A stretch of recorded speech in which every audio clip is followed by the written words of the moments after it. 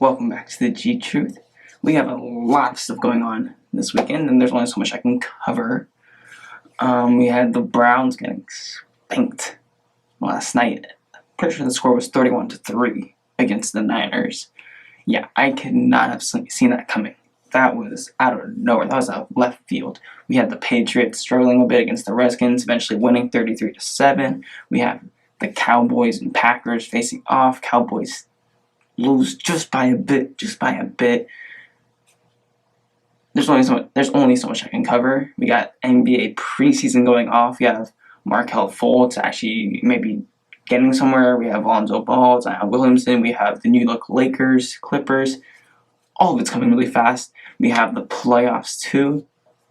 Oh, this is probably one of the best months if you're a sports guy like me, because you have basketball starting soon, you have football halfway through the season almost, and you have baseball in the playoffs and the World Series just as basketball is starting. It's great. But I want to go over a couple things first. First thing off is that the band that I have for this week is actually one I haven't listened to for a long time, but actually just recently started listening to again. And that is called 3 Days Grace. 3 Days Grace. Now, I first listened to this band in 7th and 8th grade, and it got me through some really tough times in my life.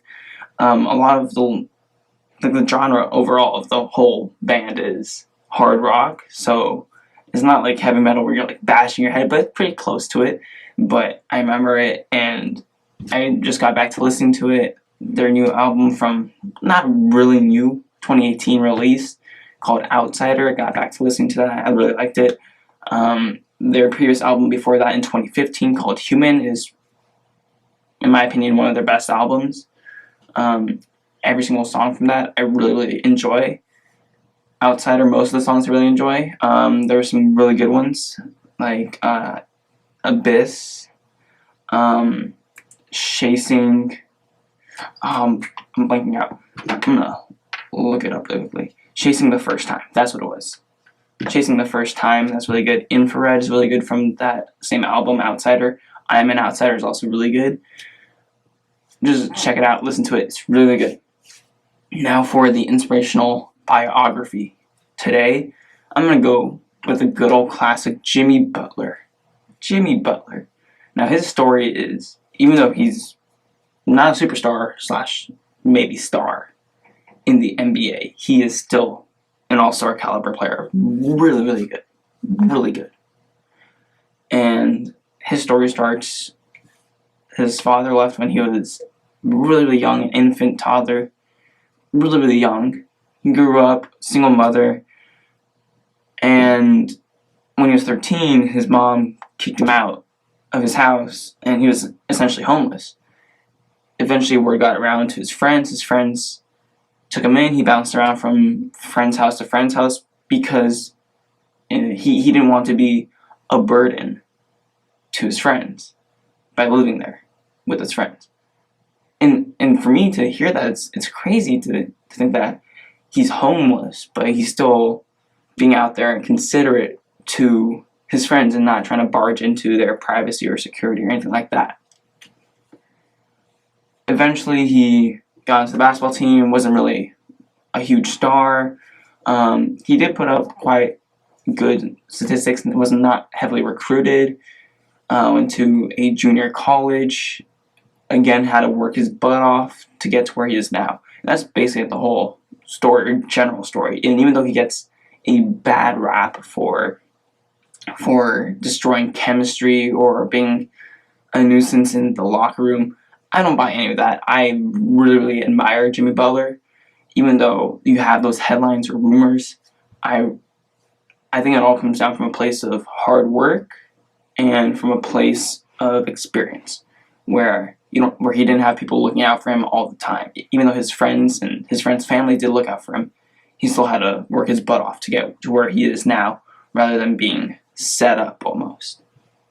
So he had to take his life, his destiny in his own hands, in a way. So take some inspiration from that. I know I do. It's one of the reasons why I work hard all day, all the time. Anyways, let's get into it. So I got 3 topics for today. I got the Patriots and their struggles for these past 2 weeks against the Bills and the Redskins, and I got the NBA division.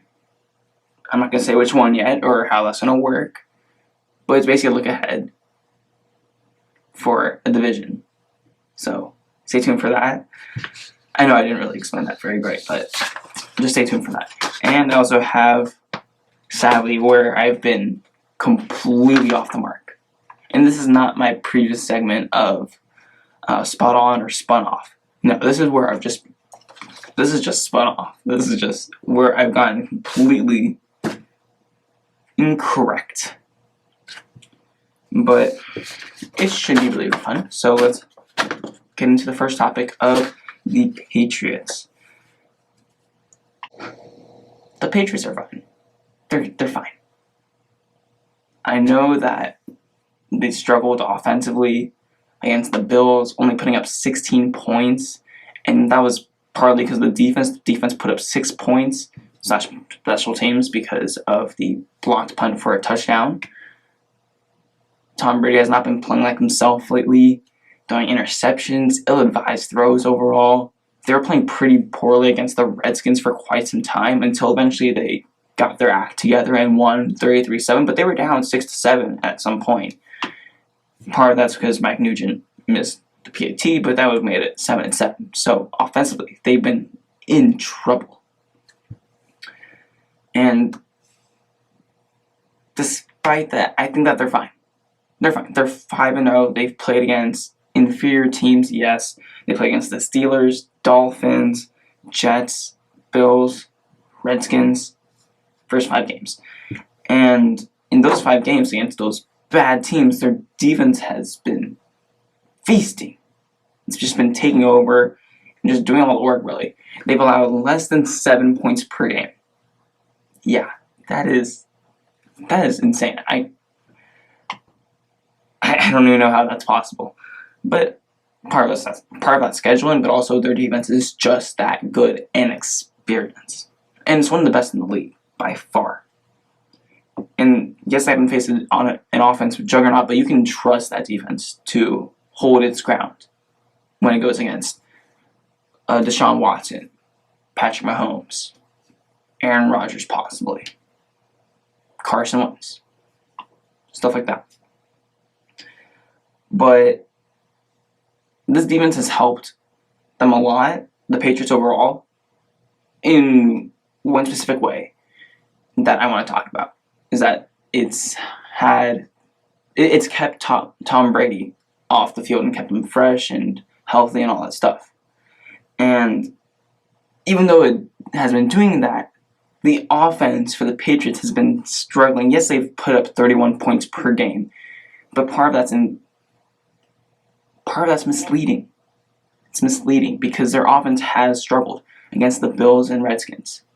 First 3 games, Steelers, Dolphins, and Jets, it's been just steamrolling them. But these past 2 games, it's really been struggling. But I'm here to let you know they will be fine. They will be absolutely fine for 3 reasons. They've had weak teams, and they're going to have weak teams for 2 more weeks. They're going to have an easy 7-0 start. Granted, no one important to that team, even though it's a huge system and system is not the right word. Huge machine. I'll put it that way. They should go easily 7-0. And second reason is that they're going to turn it up when it comes playoff time. They're experienced. They know when to turn it up. And the third reason why I believe in them still, and I think that they're fine for now at least, is that they haven't really had any sort of conflict or motivation yet. So I'm going to talk about my first point. Pretty easy 7-0. They play against the Jets this week. Yes, Sam Darnold's coming back, but really, they'll be fine. And They play against the Giants after that. Come on. Yes, Daniel Jones has been pretty nice, but he's not a rookie against Bill Belichick. I don't think there's ever been a time where Bill Belichick with the Patriots has lost to a rookie, or Tom Brady has lost to a rookie. I don't know when. I don't think it's possible at all. So that's 2 wins right there. And at that point, when you're 7-0, they basically have the reign of the whole division at this point, even though the Bills are 4-1. The Patriots have the division pretty much secured, granted Tom Brady does not get injured. And also going 7-0, you pretty much have a playoff spot secured, because as long as you don't lose every single game from then on, you pretty much have a playoff spot. You pretty much do. And that brings me to my second point. There we go. That brings me to my second point. With the playoff spot practically guaranteed, the Patriots are going to do what the Patriots have always done. Go after one of the top 2 seeds. Get that first round bye, so that you don't have to play in the wild card game or play an extra game in the playoffs. Keep yourself healthy and get ready to game plan, because that's what the Patriots are all about. Game plan. They're all about game planning. And to further this notion that the Patriots need that first round bye, since 2010, the Patriots have had a first round bye. That's 9 seasons. That's 9 seasons in a row, and they're probably going to continue that this season, making it 10 seasons in a row. Of those 9 seasons, 5 of them have been first seeds, 4 of which have been 2 seeds. But I think that they'll go for the first seed for sure, and I think that they'll get it. And I think that that's really in the back for them. It's laid out for them. So they're going to be fine there. When it comes to playoff time, they'll be fine. With their spot in the playoffs, they'll be fine. Now, for the third point, and the most crucial one, they don't have that motivation yet. They've played against pretty bad teams. Steelers, Dolphins, Jets, Bills, Redskins. Of all those teams, only one has a winning record, the Bills. And you put the Bills' offense against Bill Belichick's defense, yeah, you should win that game. And they did. But they haven't had any real motivation yet. Yes, they've called themselves underdogs. No one believes in us. They say Tom Brady's old. No one believes in them. Oh, you can't go back to back to back to back to back and keep on going to the Super Bowl over and over and over and over again over the most hated team. Yes, that's worked. Yes, they've had that motivation. But at that point, it gets old after a while. You can't keep motivating yourself like that. So, I think that they're going to find another way to motivate themselves. So after that, Jets and Giants, week 6, week 7 matchup, they have a 6-game stretch of potentially tough, I can't speak today, potentially tough teams. They have the Browns, I know, they'll be fine. Just wait. They have the Browns, and then the Ravens, and then the Eagles, and then the Cowboys, Texans, and then ending off with the Chiefs. Now, for me, I think that they're going to win probably all of those, except for one. And that one is the Chiefs. I think that the Pats are going to go 15-1, and they're going to lose to the Chiefs. Yeah. That sounds about right to me. And the reason why this is so important is because they can lose to any other team, including the Chiefs. They could lose to the Texans. They could lose to the Browns, to the Ravens, to the Eagles, to the Cowboys. And guess what? They'd be like, it's fine. We'll be fine. Eagles, Cowboys, they're in the NFC. We're not going to see them in the playoffs unless it's the Super Bowl. And they're probably not going to go to the Super Bowl. Browns are not a playoff contender just yet. Same with the Ravens. They're still a bit too young. So that's 4 teams right there that if they lose to, they're not concerned about. And then the Texans, what have they done in the playoffs? What have they done? I don't think they've gone to a conference championship yet. And they've gotten steamrolled every single time they've gone somewhere. So that X's them out from there. The last one is the Chiefs. And they're a real threat because of Andy Reid. Yes, I know. Andy Reid. He hasn't done anything in the playoffs. I get it. And I agree. But he has given Bill Belichick fits. He has given him problems on the offensive side of the ball against Bill Belichick's defense. He has always put up big numbers against Bill Belichick. Bill Belichick has been coaching since forever, since the dawn of time, since the dinosaurs. And he's only allowed 40 points or more 7 times. With the Chiefs, Andy Reid has had 3 of those 7. 3 of those 7. And if those were like eons ago, I'd be like, no need to worry. But those 3 games come in 2014, 2017, 2018. 2014 was with Alex Smith. Alex Smith, you put up 40 points against Bill Belichick's defense with Alex Smith, who is right now rehabbing through a leg injury. I'm pretty sure it's a leg injury. 2017 and 2018 were with Patrick Mahomes. Wait, no, that's incorrect. Is that correct?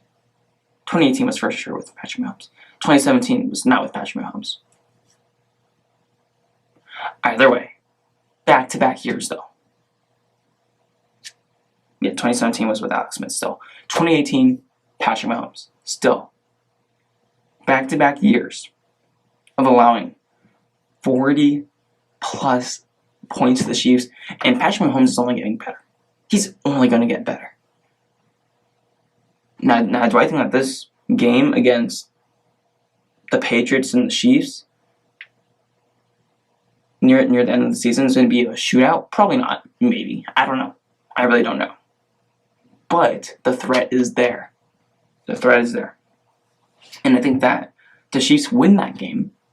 And I think that really puts the pressure on the Patriots. And that finally awakens them. Because yes, they've been saying, like I've said before, they say Tom Brady's old, we're underdogs, people are doubting us, Tom Brady's falling off a cliff, whatever. But if they lose against the Chiefs, it'll be a wake-up call of true motivation of saying, hey, our AFC throne is in trouble. It is in trouble. And I think that as soon as they lose to the Chiefs, not any other team, lose to the Chiefs, they'll have the motivation and they'll just steamroll through everyone in the playoffs. Except for the Chiefs, probably. But they'll have that motivation and that fire in them to say, hey, we're not out yet. Yes, they're up. Yes, they're on the rise. I can't speak for whatever reason. Yes, they're on the rise. But we're the Patriots, and we're still going to win. So I think the Patriots are going to be just fine. It's just going to take some time for them to get the motivation to start playing better, because they have the full ability to do that.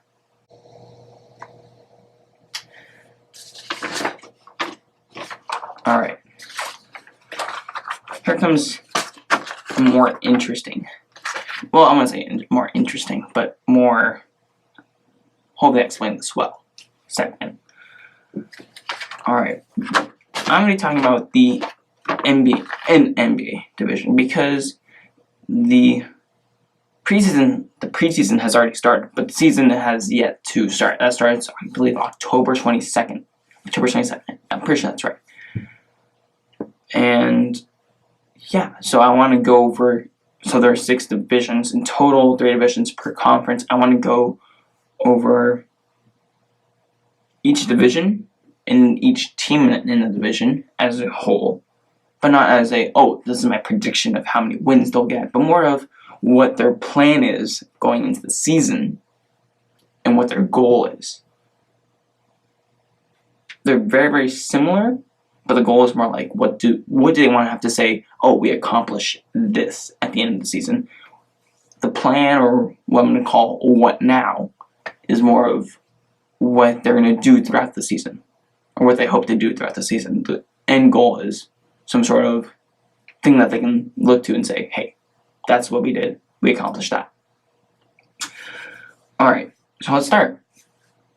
The NBA division I'm going to talk about today is the Atlantic Division, which is in the Eastern Conference, and that is home to 5 teams. 1, 2, 3, 4. 4 of which made the playoffs last season, and one of which was NBA champion. Yes, that is correct. The Raptors, 76ers, Celtics, Nets, and Knicks are all in that Atlantic Division in the Eastern Conference. So why not start with the team at the top that won the championship, had the best record out of all those teams, Toronto Raptors. So they're there. Alright, they're obviously the champions, but they're not the same caliber, obviously, with Kawhi Leonard leaving. And yeah, I mean, they're obviously not going to win the championship this year, but they still have some pieces there. They still have Pascal Siakam, Marc Gasol, Fred VanVleet, Kyle Lowry on a 1-year deal. They still have pieces. They obviously have Patrick McCaw, who has been to back 3-peat titles. Yes, I know that that's been going around. I keep up with stuff like that. It is funny. So what is their plan going into the season? What is their what now that we have won the championship? It all starts with Pascal Siakam. He's young. And it's all about grooming him from a budding star, from a rising star, into a full star, and into a complete number 1 option. And overall, I think this should go pretty well. It should be pretty smooth, especially since they have a couple veterans on that team. They have Kyle Lowry, Marc Gasol, and Serge Ibaka. So the grooming process for Pascal Siakam, especially as a big man, should be pretty smooth, pretty nice. And now from there, it becomes about pairing him up with the younger pieces. You got Fred VanVleet, Rondae Hollis-Jefferson. You got OG Anunoby. It's all about building those guys up too, not necessarily to be stars, because let's be honest, those guys aren't really stars, but into players that fit alongside Pascal Siakam really, really well. And I think that they already have that too. And so it's all about getting better and better and better, and progressing them and building chemistry even more without Kawhi Leonard to rely on. That's really the big plan for them. Now for their goal for the season to look back and say, hey, we accomplished something, I think at this point it's really making the playoffs with a young crew, hopefully getting a high seed for them, hopefully winning a series. That's really the main goal, getting to the playoffs with Pascal Siakam leading them. And the goal really is more of a long-term goal rather than a look at the end of the season for them. It's more of, can we become a real title contender in 2 years with Pascal Siakam leading us? If they can accomplish that in 2 years, then they've accomplished their goal. They've accomplished what they needed to do this season and next season and the year after that. Their goal is, for this season, just get playoff experience. Yes, they already had playoff experience, but that was with Kawhi Leonard. You're starting from scratch now. Blank slate. Can you get playoff experience with Pascal Siakam and Fred VanVleet leading the charge? And yes, Kyle Lowry's there, but he's not leading the charge anymore. That's the main goal. Next, I have the Philadelphia 76ers, and they're interesting. They are very, very interesting. They almost made it to the Eastern Conference Finals, and if they did, I think that they would have been a better match for the Bucks in the sense that they would have been a bit weaker than the 76. That they would have been weaker than the Raptors, because the Raptors just, yes, they went down too well, but then they just blasted off after that. I think that if it was the 76ers and the Bucks, it had been a bit more entertaining, back and forth tug of war, going to maybe Game 7. But I think that the 76ers, they almost made it to the Eastern Conference Finals to play against the Milwaukee Bucks. Of course, they didn't because of Kawhi's clutch shot, whatever you want to call it, his version, the triple, quadruple doink. Their pretty much championship trophy hopes were killed by that shot. But now the idea is, what now? They lost Jimmy Butler. What now? They got Josh Richardson. They got Al Horford. They beefed up on defense. And I think that now it's about using that defense, that length, figuring out that rotation with Embiid, Horford, Tobias Harris, Josh Richardson, Ben Simmons.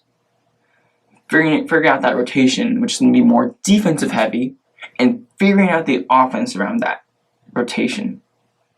Especially with figuring out how they're going to produce in late game situations, because last season they were not great in late game situations, mainly because Ben Simmons could not shoot. However, we've seen videos of him being able to shoot now from deep three.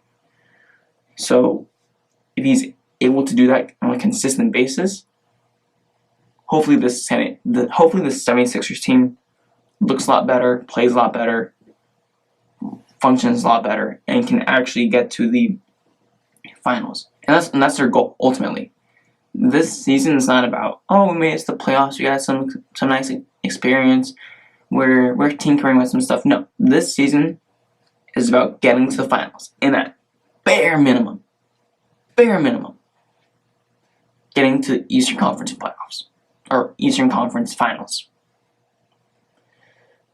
My brain is not working today. Getting to the Eastern Conference final at the bare minimum. Because the only other team that's really on their level and that took a hit was the Milwaukee Bucks. So they have a real shot at getting to the finals. And that's all about just making sure that offense works, especially in late game situations. Okay, for the Boston Celtics now. They lost, just to recap, they lost Kyrie Irving, they lost Terry Rozier, they lost Al Horford, they lost a couple players. Biggest of which, like I mentioned before, Kyrie Irving and Terry Rozier. But they picked up Kemba Walker. They did pick up Kemba Walker, who I believe can actually be a nice fit for them, especially since he's not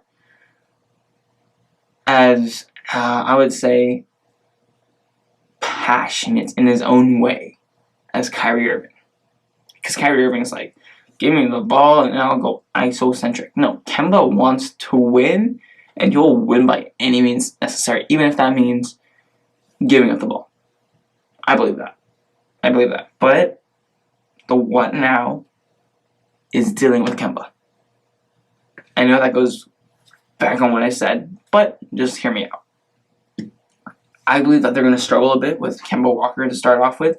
I think Kemba has to break some bad habits that he built up in Charlotte, mainly of which is not completely his fault for building up those bad habits, because he was the star of the Hornets for quite some time, and he had to do whatever it took to win, and he had to ball hog sometimes. He had to be like, give me the rock and let me just hoop and score. Because I know none of you guys are able to put the ball in the hoop. And so I think he has to break that bad habit and become more team ball movement centric. Become more of what Brad Stevens wants in the team's system for their game plan, which is more team oriented. And that goes for the whole team, really, with Jason Tatum and Jaylen Brown. Jason Tatum took a second-year dip. Jaylen Brown was all right throughout the season. He had his moments, had his bums for sure. But I think for all of them, it's more of becoming a more team playing basketball team rather than an isocentric basketball team. Tatum went up full, that whole Celtics team last year went full isocentric. Jason Tatum was trying to do what Kobe taught him to do, but to the extreme, just going one-on-one, taking bad shots. Jaylen Brown did some of that too, not really so much. Kemba has done the whole same thing in Charlotte for however long he's been there, but they can't do that iso ball anymore. They gotta function as a team, get other people involved, because that gets everyone involved. Teammates, bench, coach, fans, everyone. I believe that they'll be fine for this season, but they'll struggle a bit. They won't be title contenders, but their main goal will be getting to the playoffs, developing Jason Tatum and Jaylen Brown into what they look like they could be, or what their potential looks like it could be. And also on that note, scoring-wise, I think overall that they would like Kemba Walker, Jason Tatum, and Jaylen Brown to be the three-headed monster. Well, mini monster, really. And as a trio, average a combined 60 points per game. I think that's what their hope is. Reality-wise, probably not going to happen.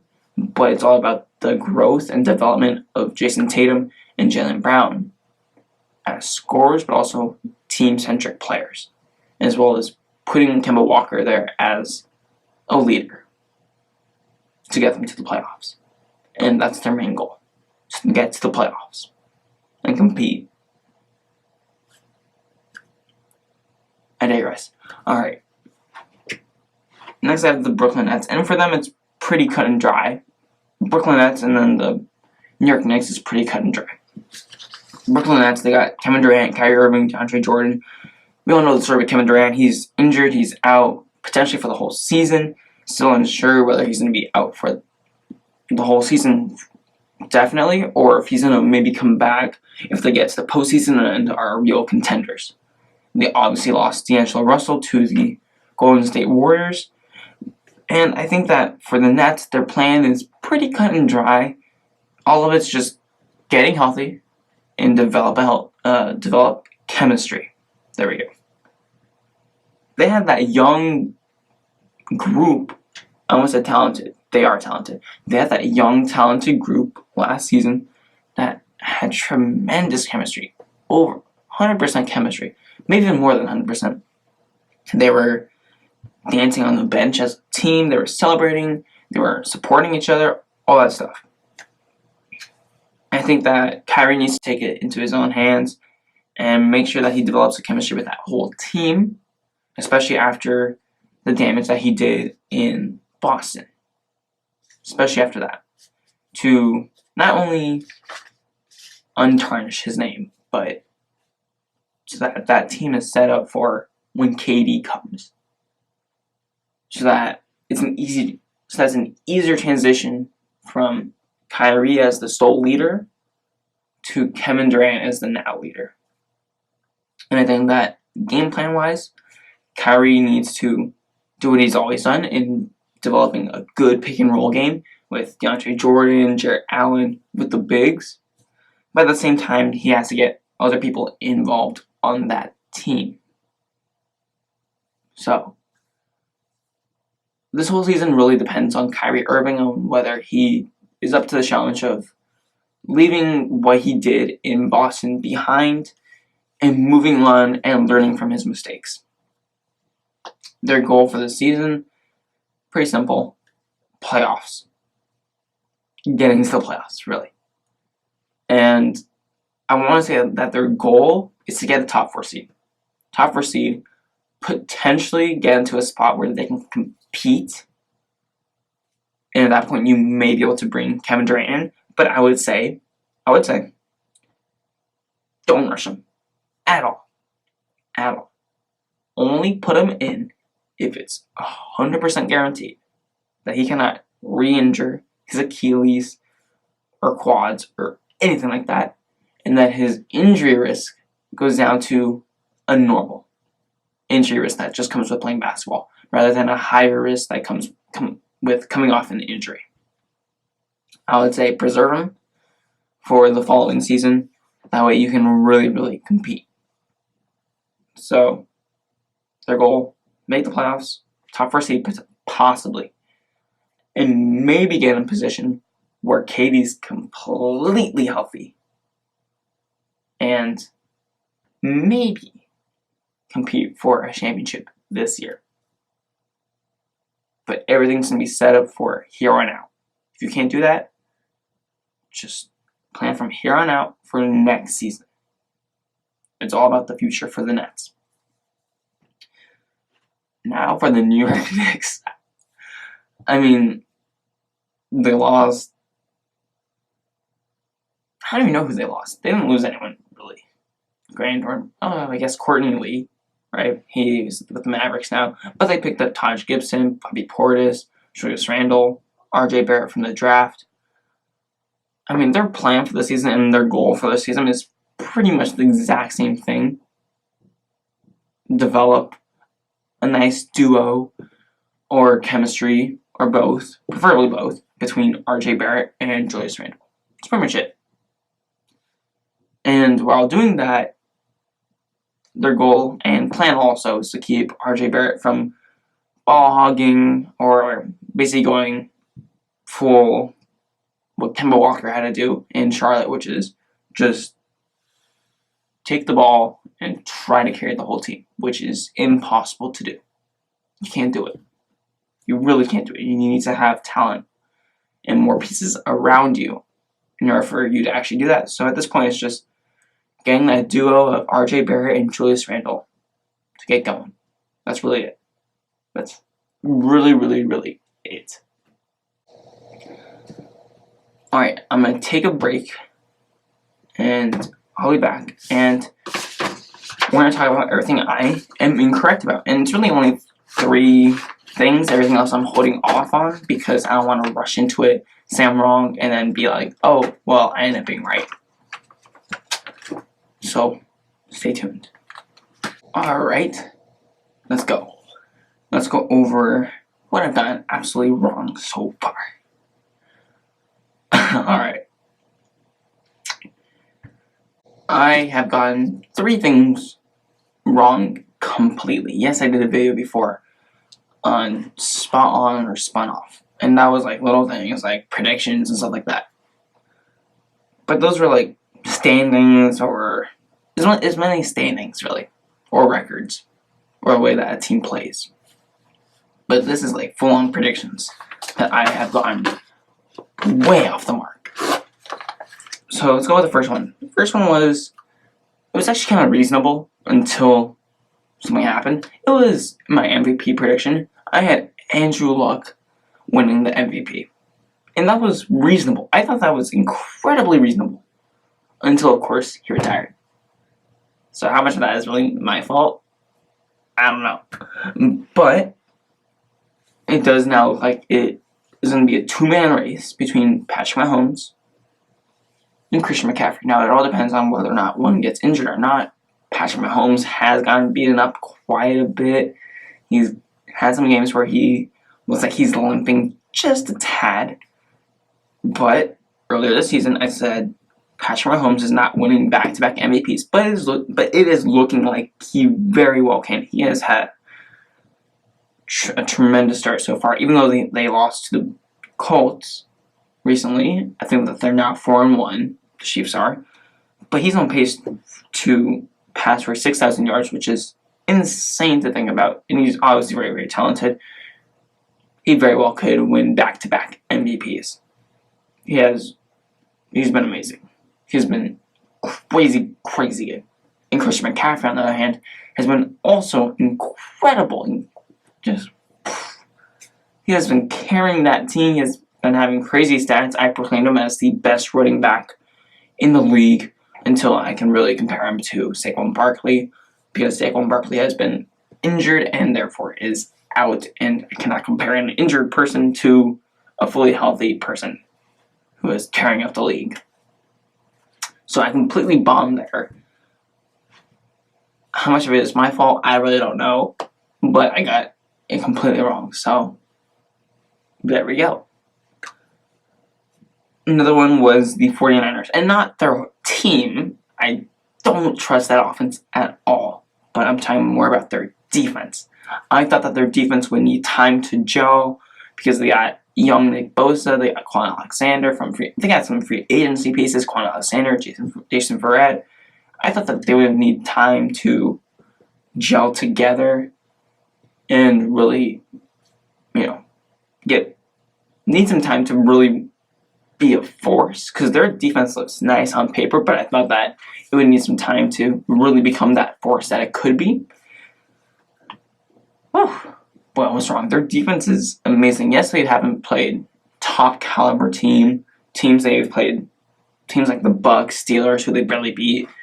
They played some other team I can't remember. They had a bye week, and then they played against the Browns, who they smacked. But I don't think their offense is really all that. I think their offense is still really shaky. I don't trust it really with Jimmy Garoppolo just yet. So I'm gonna hold off there. But their defense has been incredible, amazing. Their defense really has been giving them these wins. That game against the Browns, I mean, it could have been really, really, really good.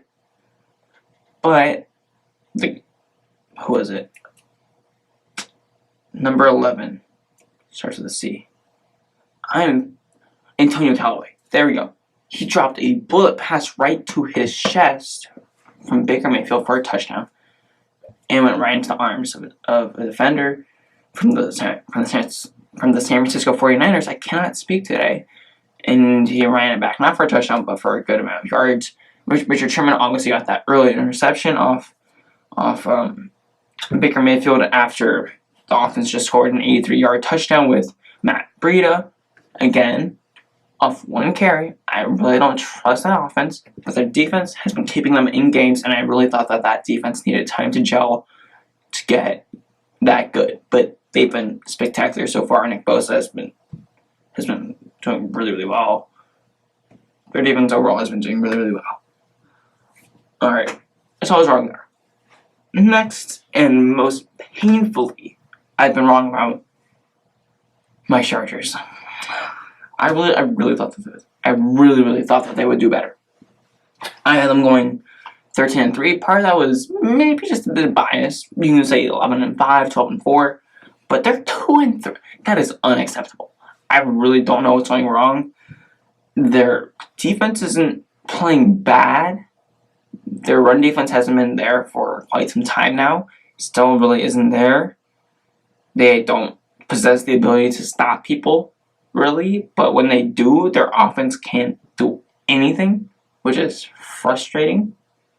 So I'm going to do a video mainly focusing on the Chargers offense.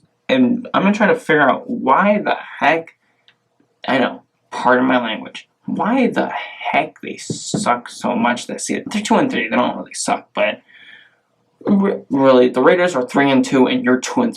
Come on. You went to the playoffs last year. Come on, you can do better than this. So that's what I've gotten completely wrong so far. I'm gonna do a video on that, and it makes me sad that I have to do that, and I've been trying not to do that because I don't want to cry while watching film. I really don't. But I will. So I've gotten that wrong. And then there's some other things that is looking like I'm going to get wrong, but I'm still holding out because I still want to see how it flushes out, such as the Packers and Browns. Packers, I didn't think that they'd be this good. They're 4-1 right now. I think 4-1. I have them going 9-7. I think 9-7. But they're looking great. Their defense has actually looked pretty good. I thought that their defense is a bit overrated, and I think it still is, but their defense has definitely improved. Aaron Rodgers is Aaron Rodgers. Aaron Jones, like I said, with Matt LaFleur, they're going to turn to a more run-heavy offense, and they have with Aaron Jones, and he's looked great. He had 4 touchdowns against the Cowboys. I mean, he's looked amazing. And then with the Browns, I'm I'm definitely going to do a video on Baker Mayfield, and especially over the losses and maybe some of the wins, to see why they've lost those games or why he's thrown those interceptions. Stuff like that. So some of it's not his fault, some of it is his fault. And part of it is his emotions getting the better of him. And especially after that Matt Breida 83-yard touchdown, where Baker wanted to get a big play and he threw it right into the hands of Richard Sherman. That's an example right there of emotion in a quarterback getting the better of it. So that's to look forward to. Anyways, those are the 3 main things I've gotten wrong. And I just really wanted to talk about it because I feel like it's necessary to point out that I'm not perfect. I try to predict things as accurately as possible, but sometimes things happen where it's unforeseen. Anyways, thank you for listening to the TheGTruth. And I don't really have an outro. Just thank you for listening. That's really it. Thank you for listening. Be sure to like, subscribe, follow, and share this podcast out with friends, family, whoever. Anyways, thank you for listening. Peace out.